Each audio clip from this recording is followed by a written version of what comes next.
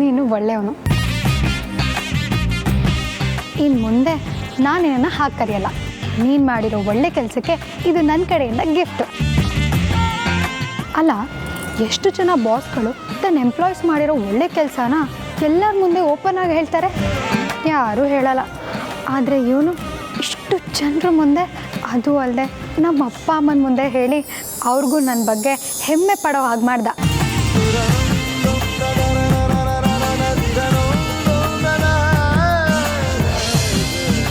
ಪರವಾಗಿಲ್ಲ, ಆಗಾಗ ವಕ್ರವಾಗಿ ಆಡಿದ್ರು ತಲೆ ನೆಟ್ಟಿಗೆ ಇದೆ. ಇದೆಲ್ಲದಕ್ಕಿಂತ ಹೆಚ್ಚಾಗಿ ನಮ್ಮ ಅಪ್ಪ ಅಮ್ಮಂಗೆ ಅವಮಾನ ಆಗೋವಾಗ ಇವನು ತನ್ನ ಅಪ್ಪ ಅಮ್ಮ ಅಂತಾನೆ ಕರೆದ. ಹಿ ಸೋ ಸ್ವೀಟ್.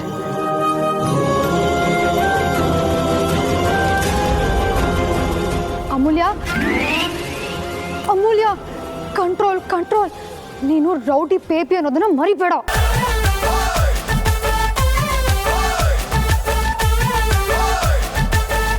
ವೇದಾಂತ್ ಅವ್ರು ನಂಗೆ ಚೆನ್ನಾಗಿ ಗೊತ್ತಪ್ಪ. ನಾನು ಇಲ್ಲೇ ಕೆಲಸ ಮಾಡ್ತಾಯಿದ್ದದ್ದು. ನನ್ನ ಹೆಂಡತಿಗೆ ಹುಷಾರಿಲ್ಲ, ಅವ್ರನ್ನ ಸಹಾಯ ಕೇಳೋಕ್ಕೆ ಅಂತ ಬಂದಿದ್ದೀನಿ. ದಯವಿಟ್ಟು ಅವಕಾಶ ಮಾಡಿಕೊಡಪ್ಪ. ನಿಮ್ಮನ್ನ ಒಳಗೆ ಹೇಗೆ ಬಿಟ್ರು ಅನ್ನೋದು ಹೇಳಿ. ವೇದಾಂತ್ ವಸಿಷ್ಠ ಅಂದರೆ ಯಾರು ಅಂದ್ಕೊಂಡಿದ್ದೀರಾ? ಸುಮ್ಮನೆ ಸುಳ್ಳು ಕತೆ ಕಟ್ಟಬೇಡಿ. ನೀವು ಯಾರು ಅಂತಲೇ ಅವ್ರಿಗೆ ಗೊತ್ತಿರೋದಿಲ್ಲ. ನಾನು ಯಾಕಪ್ಪ ಸುಳ್ಳು ಹೇಳಿ? ವೇದಾಂತ್ ಅವ್ರು ಒಬ್ಬರೇ ಅಲ್ಲ, ಅವ್ರ ತಂದೆ ಶ್ರೀಧರ್ ಸರ್ ಕೂಡ ಗೊತ್ತು. ಶ್ರೀಧರ್ ಸರ್ ಕಂಪ್ನಿ ಶುರು ಮಾಡೋವಾಗ ನಾನು ಕೆಲಸಕ್ಕೆ ಸೇರಿದ್ದು. ಆಮೇಲೆ ವೇದಾಂತ್ ಅವ್ರ ಕಂಪ್ನಿಗೆ ಬಂದೆ. ಪರಿಸ್ಥಿತಿ ತುಂಬ ಹದಗೆಟ್ಟೋಗಿದೆ ಕಣಪ್ಪ. ನಿಮ್ಮ ಡ್ರಾಮಾ ಎಲ್ಲ ನೋಡೋಷ್ಟು ಟೈಮ್ ಇಲ್ಲ ನನಗೆ. ನೀವು ವೇದಾಂತ್ ಸರ್ನ ಮೀಟ್ ಆಗೋದಿದ್ರೆ ಆಫೀಸ್ ಹತ್ರ ಬರ್ಬೋದಿತ್ತಲ್ಲ, ಇಲ್ಲಿ ಯಾಕೆ ಬಂದಿದ್ದೀರಾ? ನಿನ್ನೆ ಮೊನ್ನೆ ಅಲ್ಲಿಗೂ ಹೋಗಿದ್ದೆ. ವೇದಾಂತ್ ಅವರು ಅಲ್ಲಿಲ್ಲ ಅಂತ ಕಳಿಸ್ಬಿಟ್ರು. ಇವತ್ತು ಇಲ್ಲಿ ಪಾರ್ಟಿ ಇದೆ ಅಂತ ಗೊತ್ತಾಯಿತು.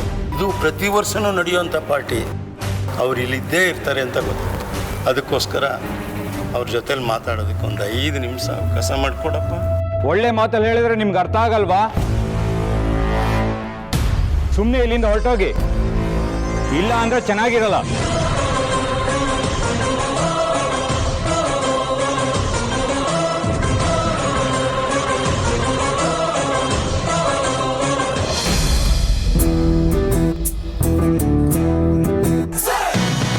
ಏನೇ ವಿಕ್ಕಿ ಅವರೇ, ಆರ್ತಿ ಅವರೇ, ಏನ್ರಿ ಇಷ್ಟೊಂದು ಬ್ಯೂಟಿಫುಲ್ ಆಗಿ ಕಾಣಿಸ್ತಾ ಇದ್ದೀರಾ? ನಿಮ್ ನೋಡ್ತಾ ಇದ್ರೆ ಸ್ಟೇಜ್ ಮೇಲೆ ಒಂದು ಮುದ್ದು ಕೊಟ್ಬಿಡೋಣ ಅನ್ಸ್ತಾ ಇತ್ತು. ಹಬ್ಬ ಹಾಗೆ ಮಾಡದೆ ಇರೋ ಹಾಗೆ ನಿಮಗೆ ಬುದ್ಧಿ ಕೊಟ್ಟು ದೇವ್ರಿಗೆ 101 ನಮಸ್ಕಾರ ಮಾಡ್ತೀನಿ. ಬುದ್ಧಿ ಕೊಟ್ಟಿದ್ದು ದೇವರೆಲ್ಲ ಕಣ್ರಿ ರೀ. ಆ ಸ್ಟೇಜಲ್ಲಿ ಅಗ್ರಜ ಇದ್ನಲ್ಲ, ಅದಕ್ಕೆ ಸುಮ್ಮನಾಗೋದೆ.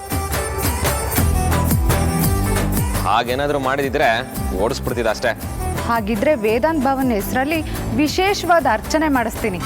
ಕತ್ತರಿಕೆ ಇದಕ್ಕೂ ಅರ್ಕೆ ಕಟ್ಕೊಳ್ತಿರಲ್ರಿ. ಅಲ್ಲ, ಹೀಗೆ ಆದ್ರೆ ಫಸ್ಟ್ ನೈಟ್ ದಿನ ನೀವು ಬೆಡ್ರೂಮಿಗೆ ಬರ್ತೀರಾ, ಇಲ್ಲ ದೇವ್ರ ಮನೇಲಿ ಪ್ರದರ್ಶನ ಆಗ್ತಾ ಇರ್ತೀರಾ? ಯಾವಾಗ ಏನು ಮಾತಾಡಬೇಕು ಅಂತ ಗೊತ್ತಾಗಲ್ವಾ ನಿಮಗೆ? ಸಾರಿ ಫ್ಲೋ ಅಲ್ಲಿ ಬಂದ್ಬಿಡ್ತು. ನೀವು ಕುಡಿಯೋದಕ್ಕೆ ಏನು ತಗೊಳ್ತೀರಾ? ನನಗೇನೋ ಬೇಡ. ಇದು ಪಾರ್ಟಿ, ಏನಕ್ಕೂ ಸಂಕೋಚ ಪಟ್ಕೊಳ್ಬಾರ್ದು. ಫುಲ್ ಎಂಜಾಯ್ ಮಾಡಬೇಕು. ಹೇಳಿ, ಏನು ಹೆಲ್ಪ್ ಮಾಡಲಿ? ಏನೂ ಬೇಕಾಗಿಲ್ಲ.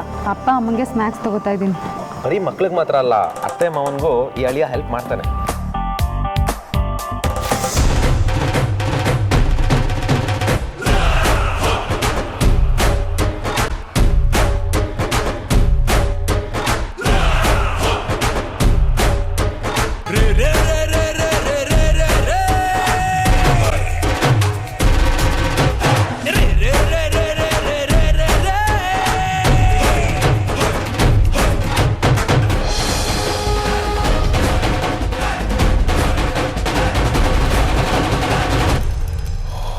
ಅಯ್ಯಯ್ಯೋ, ಪ್ರೈವೇಟ್ ಪಾರ್ಟಿ ಎಲ್ಲ ಮುಗೀತು.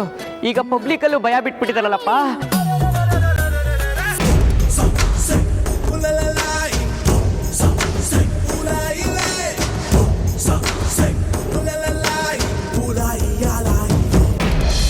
ನಿಮ್ಗೆ ಎಷ್ಟೊತ್ತಿ ಹೇಳಬೇಕು? ಹೋಗಿ ಅಂದ್ರೆ ಹೋಗ್ಬೇಕಷ್ಟೇ. ಅರೆ ಜನಾರ್ದನ್ ಅವರೇ, ಸರ್ ನಿಮ್ಗೆ ಇವ್ರು ಗೊತ್ತಾ? ಇವ್ರು ಗೊತ್ತಿಲ್ಲ ಅಂದರೆ ಹೇಗೆ ಹೇಳಿ? ಇವ್ರ ಹೆಸರು ಜನಾರ್ದನ್ ಅಂತ. ನಮ್ಮ ತಂದೆ ಶುರು ಮಾಡಿದ ಕಂಪ್ನಿನಲ್ಲಿ ಎಂಪ್ಲಾಯಿಯಾಗಿ ವರ್ಕ್ ಮಾಡ್ತಿದ್ರು. ತುಂಬ ನಂಬಿಕಸ್ತರು. ಹಾಗಾಗಿ ನಾವು ನಮ್ಮ ಕಂಪ್ನಿ ಕೂಡ ಕರ್ಸ್ಕೊಂಡ್ವಿ. ಹೇಳಿ ಜನಾರ್ದನ್ ಅವರೇ, ಎಷ್ಟು ದಿನ ಆಯ್ತು ನಿಮ್ಮನ್ನು ನೋಡಿ? ವೇದಾಂತ್ ಸರ್, ನೀವು ನನ್ನನ್ನು ನೆನಪಲ್ಲಿ ಇಟ್ಕೊಂಡಿರೋದೇ ನನ್ನ ದೊಡ್ಡ ಪುಣ್ಯ ಸರ್. ಜನಾರ್ದನ್ ಅವರೇ, ನಾನು ಯಾವತ್ತಾದರೂ ನಿಮ್ಮನ್ನು ಮರ್ತಿದ್ದೀನ? ಇನ್ಫ್ಯಾಕ್ಟ್ ರಿಟೈರ್ಮೆಂಟ್ ಆದಮೇಲೂ ನನ್ನ ಜೊತೆಲಿ ಇರಿ ಅಂತ ನಾನೇ ನಿಮ್ಗೆ ಹೇಳಿದ್ದೆ. ನೀವೇ ನನ್ನ ಮಾತು ಕೇಳಿಲ್ಲ. ಆಮೇಲೆ ಕಾಂಟ್ಯಾಕ್ಟ್ಗೂ ಸಿಗದಿರೋ ರೀತಿ ಕಳೆದು ಹೋದ್ರಿ. ಆಗಿನ ಪರಿಸ್ಥಿತಿ ಆಗಿತ್ತು ಸರ್. ನಿಮ್ಮನ್ನು ನೋಡಿ ತುಂಬ ಖುಷಿ ಆಗ್ತದೆ. ಇಷ್ಟು ವರ್ಷದ ಮೇಲೆ ಈ ಕಡೆ ಬಂದಿದ್ದೀರಾ, ಏನು ವಿಷಯ? ಬರಲೇಬೇಕಾದ ಸ್ಥಿತಿ ಬಂತು ಸರ್. ನಾನು ಇಲ್ಲಿಗೆ ಬಂದು ನಿಮ್ಮ ಹತ್ರ ಭಿಕ್ಷೆ ಬೇಡ್ತಾ ಇದ್ದೀನಿ ಅಂತ ಬೇಜಾರು ಮಾಡ್ಕೋಬೇಡಿ ಸರ್. ಆದರೆ ನನಗೆ ಉಳಿದಿರೋದು ಇದೊಂದೇ ಜಾಗ ಸರ್. ನನ್ನ ಹೆಂಡತಿ ಆಸ್ಪತ್ರೆಯಲ್ಲಿದ್ದಾಳೆ. ಅದೇನೋ ಡಾಕ್ಟ್ರ್ ಅವಳಿಗೆ ಇದು 4ನೇ ಹಂತದ ಕ್ಯಾನ್ಸರ್ ಕಾಯಿಲೆ ಅಂತ ಹೇಳಿಬಿಟ್ರು. ನಾನು ಕೆಲಸ ಬಿಡೋವಾಗ 1 ರೂಪಾಯಿನೂ ಬಾಕಿ ಉಳಿಸ್ಕೊಳ್ದಾಗೆ ಎಲ್ಲ ನೀವು ಕೊಟ್ಬಿಟ್ಟಿದ್ದೀರಿ. ಎಲ್ಲೆಲ್ಲಿ ಸಾಧ್ಯನೋ ಅಲ್ಲೆಲ್ಲ ಕೇಳಿ ಕೊನೆಗೆ ಉಳಿದಿರೋದು ಇದೊಂದೇ ಜಾಗ ಅಂತ ಇಲ್ಲಿಗೆ ಬಂದಿದ್ದೀನಿ ಸರ್. ಜನಾರ್ದನ್ ಅವರೇ, ಸ್ವಾಭಿಮಾನ ದುಡಿಮೆ ಅನ್ನೋ ಹೆಸರಲ್ಲಿ ಕೊನೆ ಕ್ಷಣದವರೆಗೂ ಹೋರಾಡ್ತೀರಾ. ಆ ಸ್ವಾಭಿಮಾನ ಸರಿನೇ, ಆದರೆ ಪರಿಸ್ಥಿತಿ ಕೈ ಮೀರಿದು ಹೋದಾಗ ನಮ್ಮವ್ರ ಹತ್ರ ಸಹಾಯ ಕೇಳಿದ್ರಲ್ಲಿ ಯಾವ ತಪ್ಪು ಇಲ್ಲ. ಈಗ ಬಂದು ಸಹಾಯ ಕೇಳ್ತಿದ್ರೆ ಅದನ್ನು ಮೊದಲೇ ಮಾಡ್ಬೋದಿತ್ತಲ್ವಾ? ನಿಮಗೆ ಗೊತ್ತಲ್ಲ ಸರ್, ಸ್ವಭಾವ ಅಂತ ನೀವೇ ಹೇಳಿದ್ರಿ. ಯಾವ ಆಸ್ಪತ್ರೆ ಅಡ್ಮಿಟ್ ಮಾಡಿದ್ದೀರಾ? ಕಾಮಧೇನು ಆಸ್ಪತ್ರೆ ಸರ್. ನಿಮ್ಮ ಹೆಂಡತಿ ಹೆಸರೇನು? ಗಿರಿಜಾ ಅಂತ ಸರ್. ಒಂದು ನಿಮಿಷ.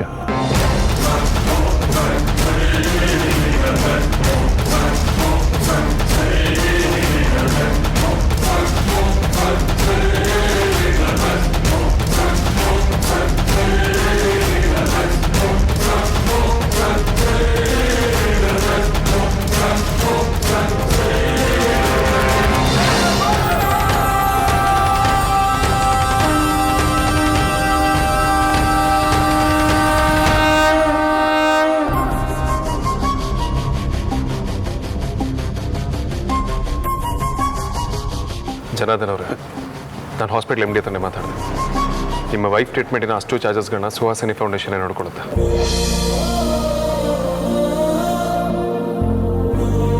ನೀವೇನು ಚಿಂತೆ ಮಾಡೋ ಅವಶ್ಯಕತೆ ಇಲ್ಲ. ನಾಳೆ ನಾನೇ ಹಾಸ್ಪಿಟ್ಲಿಗೆ ಬಂದು ನಿಮ್ಮನ್ನು ಭೇಟಿ ಮಾಡ್ತೇನೆ. ನಾನು ಹೇಗೆ ಕೇಳೋದು ಅಂದ್ಕೊಂಡ್ಬಂದೆ.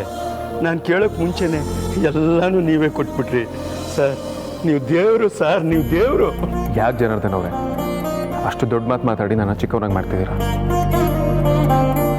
ನೀವು ಮಾಡಿರೋ ಕೆಲಸಕ್ಕೆ ನಾವು ಸಂಬಳ ಕೊಟ್ಟಿರ್ಬೋದು, ಆದರೆ ನೀವು ಕಂಪ್ನಿ ಮೇಲೆ ಇಟ್ಟಿರೋ ವಿಶ್ವಾಸ, ಕಂಪನಿ ಕೆಲಸ ನಿಮ್ಮ ಕೆಲಸ ಅಂತ ನೀವು ದುಡ್ದಿರೋ ರೀತಿ, ಕಂಪನಿ ಬೆಳೆದಿರೋದ್ರಲ್ಲಿ ನಿಮ್ಮ ಪಾತ್ರ, ಇದು ಯಾವುದಕ್ಕೂ ನಾವು ಬೆಲೆನೇ ಕಟ್ಟೋದಕ್ಕಾಗಲ್ಲ ಜನಾರ್ದನ್ ಅವರೇ.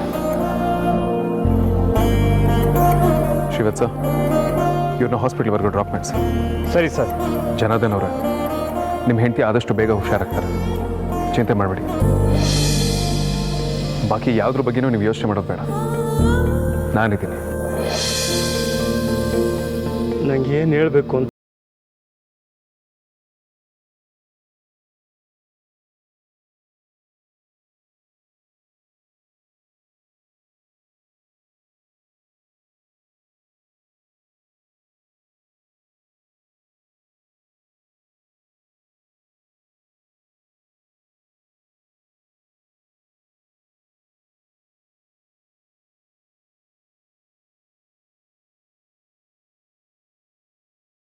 ಬೇರೆ ಆಕ್ಟಿವಿಟೀಸ್ಗಳ ಥರ ಜಸ್ಟ್ ಕೀಪ್ ಇಟ್ ಲೋ. ಸಾಯೋವರೆಗೂ ಕಲಿಯೋದು ತುಂಬ ಇರುತ್ತೆ ಅಂತ ಹೇಳ್ತಾರೆ, ಆದರೆ ಸಾಯೋವರೆಗೂ ನಾನು ನಿಮ್ಮೊಬ್ಬರಿಂದನೇ ಕಲಿಯೋದು 1000 ಇದೆ ಬಾಸ್. 100 ಕೋಟಿ ಜನುಮಗಳು ಬರಲಿ ಗೆಳೆಯ ಎಂದು ನಿನ್ನ ಒಲುಮೆಗರಿ ಇರಲಿ. ಹಾಲು ಜನಿನಲಿ ಸೇರಿದಂತೆ ಸೇರಿ ಬಾಳುವೆ. ಮೇಡಮ್, ಅದ್ಯಾಕೆ ಮೇಡಮ್ ಬಾಸ್ನ ಹಾಗೆ ನೋಡ್ತಾ ಇದ್ದೀರಾ? ಇದ್ಯಾವ್ರಿ ಸುಹಾಸಿನಿ ಫೌಂಡೇಶನ್? ನನಗೆ ಗೊತ್ತೇ ಇಲ್ವಲ್ಲ. ಅಯ್ಯೋ, ನಿಮಗಷ್ಟೇ ಅಲ್ಲ, ಮೊನ್ನೆವರೆಗೂ ನನಗೂ ಗೊತ್ತಿರಲಿಲ್ಲ. ಬಾಸ್ ಕ್ಯಾಬಿನಲ್ಲಿರೋ ಫೈಲ್ಸ್ ಎಲ್ಲ ರೀಅರೇಂಜ್ ಮಾಡ್ತಾ ಇರಬೇಕಾದ್ರೆ ಬಾಸ್ದು ಪರ್ಸನಲ್ ಡ್ರಾಯರ್ ಓಪನ್ ಮಾಡಿದಾಗ ಇದ್ರ ಫೈಲ್ ಸಿಕ್ತು. ಅವಾಗ ವಿಚಾರಿಸಿದಾಗ ಬಾಸ್ ಇದ್ರ ಬಗ್ಗೆ ಹೇಳಿದ್ರು. ಅದನ್ನ ಯಾರಿಗೂ ಗೊತ್ತಾಗದೇ ಇರೋ ಥರ ಇಟ್ಟಿದ್ದಾರೆ. ಯಾಕೆ ಅದನ್ನು ಅಷ್ಟೊಂದು ಸೀಕ್ರೆಟ್ ಮಾಡಿಬಿಟ್ಟಿದ್ದಾರೆ? ಅಯ್ಯೋ, ಅದರಿಂದ ತಲೆ ಹೋಗೋ ಮ್ಯಾಟ್ರೇನೂ ಇಲ್ಲ. ಅದು ಅವ್ರ ದೊಡ್ಡ ಗುಣ ಅಷ್ಟೇ. ಜೋ ಸ್ವಲ್ಪ ಡೀಟೇಲ್ ಆಗಿ ಹೇಳಿ, ಏನು ದೊಡ್ಡ ಗುಣ, ಏನು ಫೌಂಡೇಶನ್ನು? ಇದೊಂದು ಚಾರಿಟೇಬಲ್ ಟ್ರಸ್ಟ್ ಥರ. ಇದರಿಂದ ಎಷ್ಟೋ ಬಡ ಮಕ್ಕಳಿಗೆ ಓದಿಸ್ತಾರೆ. ಹಾಸ್ಪಿಟಲ್ಸ್ಗಳ ಜೊತೆ ಟೈಅಪ್ ಆಗಿ ಪಾಪ ಬಿಲ್ ಪೇ ಮಾಡೋಕ್ಕಾಗ್ತಿರೋ ಪೇಷಂಟ್ಸ್ಗಳಿಗೆ ಹೆಲ್ಪ್ ಮಾಡ್ತಾರೆ. ಸಹಾಯ ಬೇಕು ಅಂತ ಬರೋ ಯಾರನ್ನು ಖಾಲಿ ಕೈಯಲ್ಲಿ ಕಳಿಸಲ್ಲ ಮೇಡಮ್. ಆದರೆ ಇದು ಇವ್ರಿಗೆ ಮತ್ತೆ ಸುಹಾಸಿನಿ ಮೇಡಮ್ಗೆ ಬಿಟ್ಟು ಯಾರಿಗೂ ಗೊತ್ತಿಲ್ಲ. ಸಹಾಯನೇ ಹೇಳ್ದೆ ಮಾಡಬೇಕು, ಮಾಡಿದ್ಮೇಲೆ ಅದನ್ನು ತೋರಿಸ್ಕೋಬಾರ್ದು ಅನ್ನೋದೇ ಅವ್ರ ದೊಡ್ಡ ಗುಣ. ನಿಜಾನಾ? ಹೀಗೆಲ್ಲ ನಡೀತಿದ್ಯಾ? ಹೌದು ಮೇಡಮ್. ಹುಡುಗಿರಂದ್ರೇ ಆಗಲ್ಲ ಅನ್ನೋ ಈ ವ್ಯಕ್ತಿಗೆ ಇಂಥ ಮುಖನೂ ಇದೆ ಅಂತ ಯಾರಿಗೆ ಗೊತ್ತಿರುತ್ತೆ ಹೇಳಿ? ನಮ್ಮ ಎದುರಿಗೆ ಏನು ಕಾಣುತ್ತೋ ಅದರಿಂದ ಜಡ್ಜ್ ಮಾಡಿಬಿಡ್ತೀವಿ.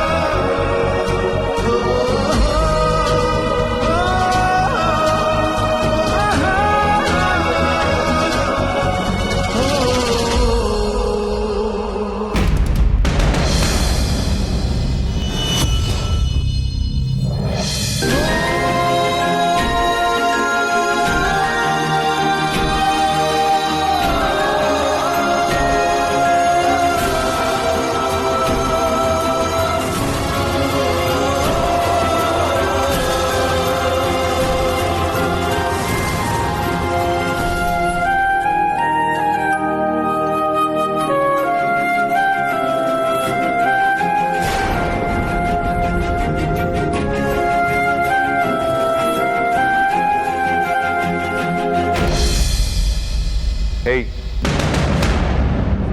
ಏಯ್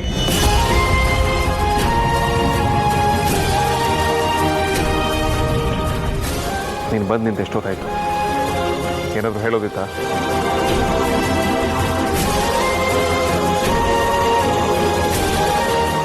ಸೈಕೋ ವುಮನ್.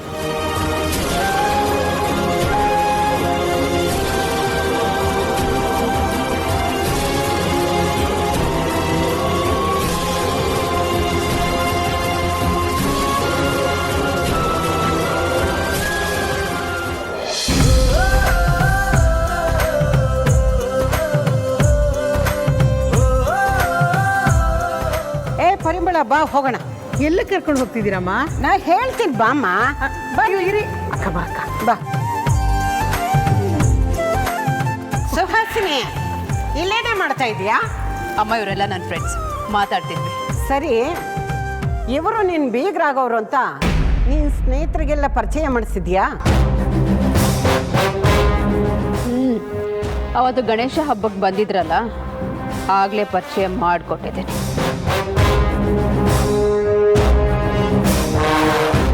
ಸುಹಾಸಿನಿ, ಆಗಲೇ ಬಿಸ್ನೆಸ್ ಬಗ್ಗೆ ಮಾತಾಡ್ತಿದ್ವಲ್ಲ, ಹೊಸ ಪ್ರಾಜೆಕ್ಟು ಶುರು ಮಾಡಿದ್ದೀವಿ. ತುಂಬ ಹೋಪ್ಸ್ ಇಟ್ಕೊಂಡಿದ್ದೀವಿ. ಇವ್ರು ಯಾಕೆ ಹೇಗೆ ಮಾಡ್ತಾರೆ? ಸೌಜನ್ಯಕ್ಕಾದರೂ ಎದುರಿಗೆ ನಿಂತಿರೋವ್ರನ್ನ ಮಾತಾಡಿಸ್ಬೇಕಲ್ವಾ?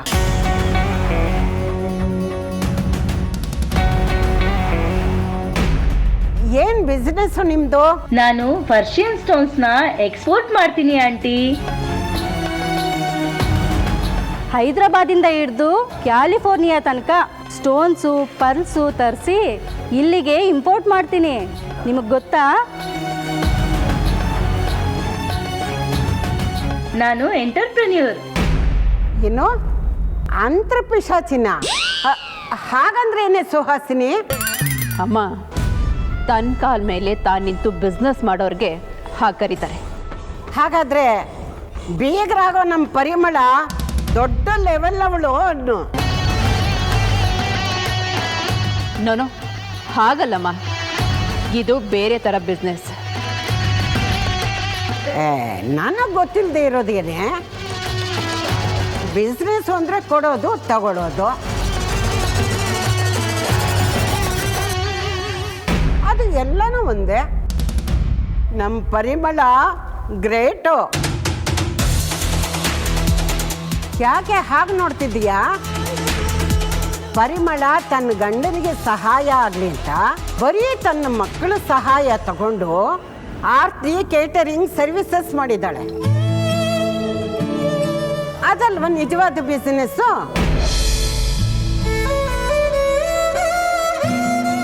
ಅದು ಹೆಮ್ಮೆ ಪಡೋ ವಿಷಯ. ಬಿಸಿ ಬಿಸಿಯಾಗಿ ಒಬ್ಬಟ್ಟು ತಂದಿದ್ದಾಳೆ ತುಪ್ಪದ ಜೊತೆ.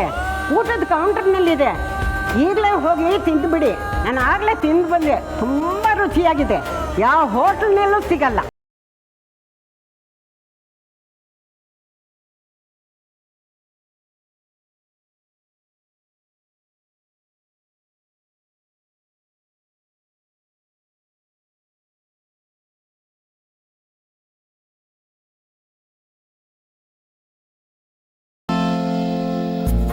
ಲೊಕೇಶನ್ ಏನೋ ಚೆನ್ನಾಗಿದೆ, ಆದರೆ ನೆಟ್ವರ್ಕ್ ಸಿಗ್ತಿಲ್ಲ. ಹಲೋ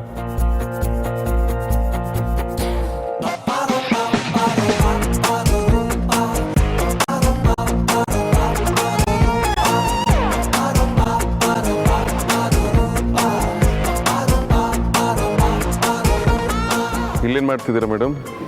ಇನ್ನೂ ಪಾರ್ಟಿ ಮುಗ್ದಿಲ್ಲ. ನಾನು ಎಂಜಾಯ್ ಮಾಡೋದನ್ನೆಲ್ಲ ಮಾಡಿ ಮುಗಿಸ್ದೆ, ಸಾಕು ನನಗೆ. ನಿನಗೆ ಎಂಜಾಯ್ ಮಾಡು ಅಂತ ಯಾರು ಹೇಳಿತ್ತು? ಕೆಲಸ ಮಾಡು ಅಂತ ಹೇಳಿತ್ತು. ಆಯಿತು, ಹೋಗ್ತೀನಿ. ಬಟ್ ಏನು ಗೊತ್ತಾ, ನನಗೂ ನಿಮ್ಮ ಥರನೇ ಅವಶ್ಯಕತೆ ಇದ್ದವ್ರಿಗೆ ಕೈಲಾಗೋಷ್ಟು ಸಹಾಯ ಮಾಡಬೇಕು ಅನ್ನೋ ಆಸೆ ಇದೆ. ಗೊತ್ತು. ನಿನಗೆ ಹೇಗೆ ಗೊತ್ತು? ಬಾಸ್. ಸರಿ ಸರಿ, ನಿಮಗೆ ಹೇಗೆ ಗೊತ್ತು? ಅವತ್ತು ಅಜ್ಜಿಯೊಬ್ಬರನ್ನ ರೋಡ್ ಕ್ರಾಸ್ ಮಾಡಿಸೋದನ್ನ ನೋಡಿದ್ನಲ್ಲ. ಅದ್ಯಾವ ಲೆಕ್ಕ ಬಿಡಿ ಬಾಸ್. ಸಹಾಯ ಅಂದರೆ ಇವತ್ತು ನೀವು ಮಾಡಿದ್ರಲ್ಲ ಆ ಥರ ಮಾಡಬೇಕು. ಅದನ್ನ ನೋಡಿ ನನಗೆ ತುಂಬ ಖುಷಿ ಆಯಿತು. ಕೆಲವು ಸಲ ನಾವು ಕೆಲವ್ರ ಬಗ್ಗೆ ತಪ್ಪಾಗಿ ತಿಳ್ಕೊಂಡ್ಬಿಟ್ಟಿರ್ತೀವಿ ಅನ್ನಿಸ್ತು. ನೀವು ತುಂಬ ಒಳ್ಳೆ ವ್ಯಕ್ತಿ.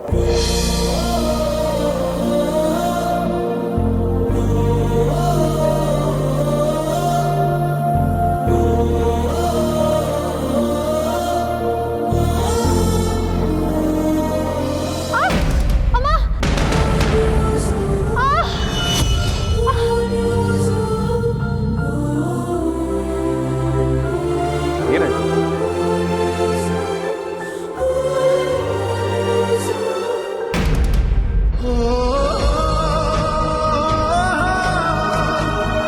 ಮನ್ಸಲ್ಲಿ ಏನಾದರೂ ಇದ್ರೆ ಅದನ್ನ ಡೈರೆಕ್ಟ್ ಆಗಿ ಹೇಳ್ಕೊಂಡ್ಬಿಡ್ಬೇಕು.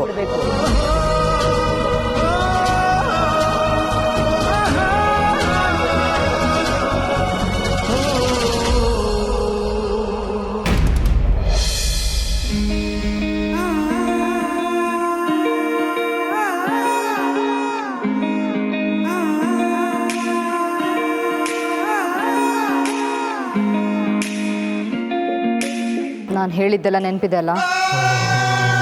ಹೋಗೋಳು ಕೊಡಿ.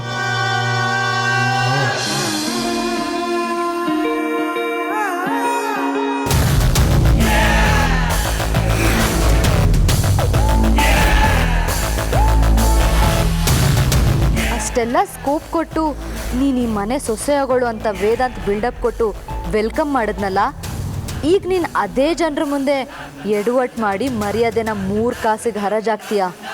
ಆ ಡ್ರಿಂಕ್ಸಲ್ಲಿ ಆಲ್ಕೋಹಾಲ್ ಮಿಕ್ಸ್ ಆಗಿದೆ ಆರ್ತಿ.